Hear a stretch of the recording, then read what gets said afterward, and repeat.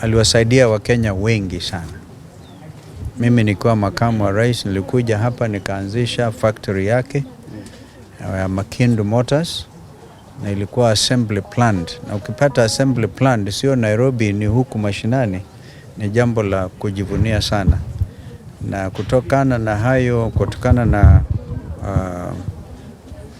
kuanzisha kwa shughuli hizo, alitambaa kila mahali Kenya hii. Wengi walikuwa wanamuita Bwana Skygo, na akafanikiwa na akasaidia wengi. Kuna branches kila mahali za Skygo assembly plants, nasaidia vijana wengi kupata kazi.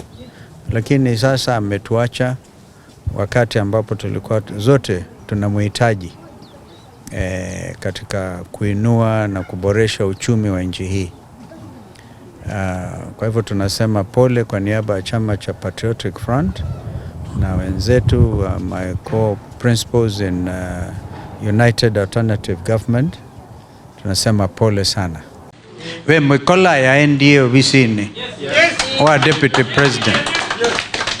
Ya nda ofisini wa deputy president ula uyune president William Ruto. Na maasi ya hii nundu maandama alikuwa ofisini usuma kosa kinu makwiki ya stamp be contract ivano na nundu Stephen ni mwananchi wa Kenya wa kawaida hii ona tender na apply tender.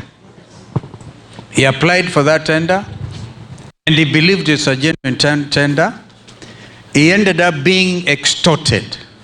Abena million ya naimwe na miongo nyanya ila siandikitwe 180 million ni pesa mbingi. Niwo kanatigo we mundu newe andabika na William Ruto ntona kuka mathikone na ako kanusio. Lakini hata na ukai kana yukai tutana mbodheze Stephen ye ambe kwete mbeza hizo.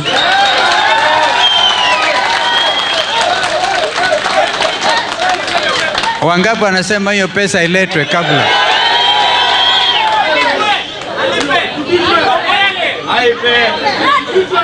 Hiyo pesa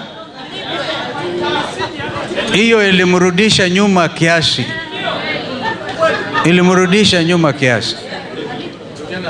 Na kwa sababu yeye sio mtu wa fitina, in fact nakumbuka alinieleza maneno yao kwa uchungu sana. Amwe asuma mbena mbeza umwene senator.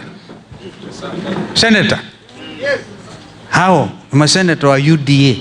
Tarehe 25 mwezi Juni kila mwaka iwe ni siku ya kuadhimisha mashujaa wetu hawa. Kama vile tulikuwa na mashujaa ambao walituletea uhuru hii, kina Dedan Kimathi na wenzao, walikomboa nchi hii kwa damu. Wao pia walikomboa damu hii ya nchi hii kwa damu yao, kusema tunataka nchi tofauti. Nyinyi mnatuharibia nchi na overtaxation na wizi kila mahali. Nataka hiyo iwe idhinishwe kama public holiday.